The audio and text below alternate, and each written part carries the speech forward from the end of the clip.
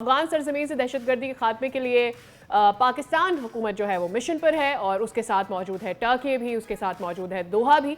मगर अफसोस की बात यह है कि अफगानिस्तान की जो सो कॉल्ड दानिशमंद तालिबान हुकूमत है वो अब तक अपनी ज़मीन पर मौजूद दहशतगर्दों को काबू करने में संजीदा नज़र नहीं आती है। इस्तांबुल में आज होने वाले मुज़ाकरात का ये जो दौर है, शायद ये एक और मौका हो या फिर एक रस्मी नशिस्त। वज़ीर दिफा ख्वाजा आसिफ ने तो इस सिलसिले में यही फरमाया है कि पेशरफ्त का इम्कान हो तो बात बनती है, वरना वक्त का ज़िया है। और यही अक्टूबर के मुज़ाकरात में भी देखा गया। सादिया, किस हद तक मुज़ाकरात का ये नया दौर उम्मीद अफजा हो सकता है, और इस पर बात कर लेते हैं कि जो ओवरऑल इंटरनेशनल एनालिसिस है इस पर क्या बन रहा है। बैनुल अक़वामी अमूर के माहिर हमारे साथ मौजूद हैं उस्मान वराइद साहब। अस्सलाम वालेकुम Usman sahab, it's wonderful to have you on the show and a very very good morning.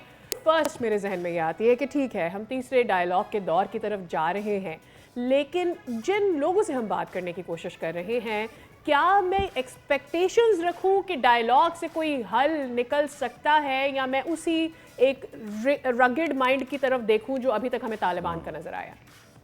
नहीं, मेरे ख्याल में ये मेक और ब्रेक मोमेंट है इस वक्त। और पाकिस्तान ने आखिरी दफ़ा जो है उन्हें अमन का रास्ता दिया है, उन्हें मंतक का जो आप कह लें कि रास्ता दिया है। अब ये काबुल के ऊपर है कि काबुल इस काबिल भी है कि क्या वो एक रियासत के तौर पे बिहेव कर सके, सोच सके, या ये उसी तरीके से जो इनका माजी रहा है एक जत्थे की तरह, एक गुरीला फोर्स की तरह बिहेव करेंगे।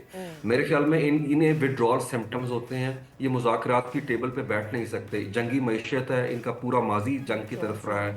लेकिन जिस तरीके से उन पर प्रेशर एग्जर्ट कर रहा है मिडल ईस्ट, पर्टिकुलरली कतर की तरफ से प्रेशर है, टर्की की तरफ से है, कैटेगोरिकली उन्हें यह बता दिया कि आप एक तरबियत गाह दहशतगर्दी की नहीं बन सकते और ना पनाह गाह बन सकते हैं। और अगर आप नहीं स्टेप अप करते तो पाकिस्तान के पास कैपेसिटी है, हम जाके वहां के ऊपर अटैक करेंगे उन ग्रुप्स को।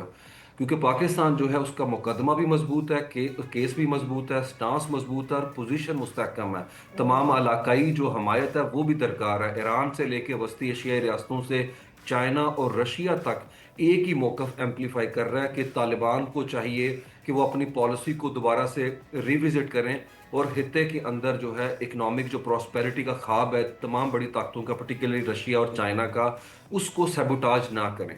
तो मेरे ख्याल में पाकिस्तान की पॉलिसी इस दफ़ा एडहॉकिज्म के ऊपर नहीं खड़ी। माजी में था कि कोई इंकर्जन होती थी, हम दफ्तर खारजा उनके कौंसल को, जनरल को तलब करते थे और डिमांड सर्व करते थे। लेकिन अब पाकिस्तान चाहता है कि डॉक्यूमेंटेड हो, हम रिटर्न गारंटी मांग रहे हैं उनकी है। इसीलिए मुज़ाकरात के ऊपर बॉर्डर मैनेजमेंट की बात होगी, इंसदाद दहशतगर्दी के हवाले से ताउन पर बात होगी वहां के ऊपर।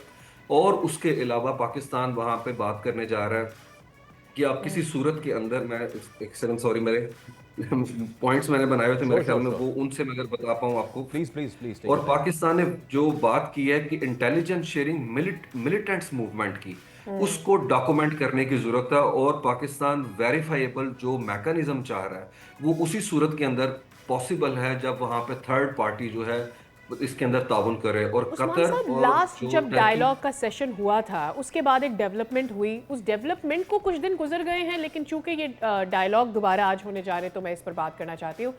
आपको याद होगा ताजिकिस्तान से अभी मूव किया है इंडिया ने, और बड़ा साइलेंटली उन्होंने वहां से अपना अड्डा खत्म करके, और एग्जैक्टली अब वहां से उनको Tajikistan is not renewing the lease from there, right? So क्या एक बॉर्डर जो अफगानिस्तान को लग रहा था वहां से, बिकॉज डायरेक्टली तो इंडिया का कोई बॉर्डर नहीं है, क्या मैं इसको समझूं कि प्रेशर ऐसा आया है इंडिया पर that they been told to not interfere in Afghanistan and not kind of facilitate any kind of terrorism?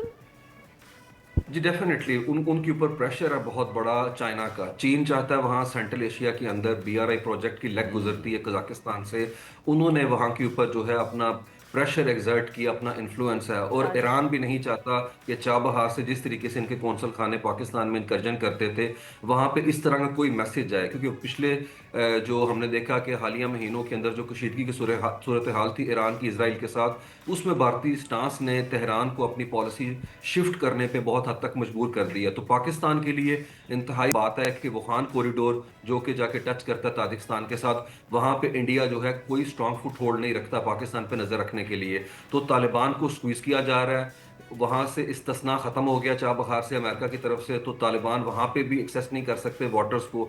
मेरे ख्याल में बड़ा एक डिलेमा है तालिबान के लिए कि रास्ता उनके सामने है। अगर अगर वो उस पर चलने के लिए तैयार नहीं है और वो इंडिया की पॉलिसी को टो करते हैं, जो कि जल्जले के बाद वहां पे इमदाद के नाम के ऊपर, डेवलपमेंट के नाम के ऊपर जिस तरीके से अपना नैरेटिव पैडल कर रहा है, और उसके बदले में जो सेंट्रल एशिया, चाइना, पाकिस्तान उन्हें ऑफर कर सकता है। अभी आप देखें वहां के ऊपर तजारत बंद पड़ी हुई है, उस्मान बुरी साहब, सूरत हाल है। उस्मान साहब, आपकी इस बात को अगर मैं एक थोड़ा सा वक्त लेकर समराइज करूं, अफगानिस्तान में तालिबान रजीम है, उसको करता है इंडिया जाके बैक ताकि वो पाकिस्तान को डिस्टेबलाइज कर सके।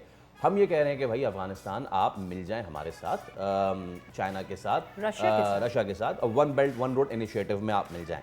अफगानिस्तान का चाहता भी है मिलना। प्रॉब्लम इज कि अफगानिस्तान को ये समझ भी आ रही है कि आप वो ज़माना नहीं है जहां पे आप अपनी वॉर लॉर्ड लेड इकोनॉमी के साथ, ओपीएम लेड इकोनॉमी के साथ आगे चल सके, एक चीज़। और दूसरी चीज़, ये इस्तांबुल और दोहा और इन सब का आना, उनको मुज़ाकरात की मेज़ पे बिठाना is a good thing, but माजी में हमने देखे वो फैक्शंस, चाहे वो दोस्तम, रशीद दोस्तम हो या बाकी सारे हों, क्या इस तरीके के लोग यूटिलाइज किए जा सकते हैं विद इन द अफगानिस्तान कि वो जाएं, अफगानिस्तान को समझाएं, तालिबान रजीम को समझाएं? व्हाट डू यू थिंक कि अफगानिस्तान के अंदर वो कौन से ऐसे स्टेट एक्टर्स हैं, मैं नॉन स्टेट एक्टर्स तो नहीं कहूँगा, स्टेट एक्टर्स हैं जिनको यूटिलाइज करके, उनको मोबिलाइज करके और उनको अपने लोगों को मनाने के लिए कहा जा सकता है?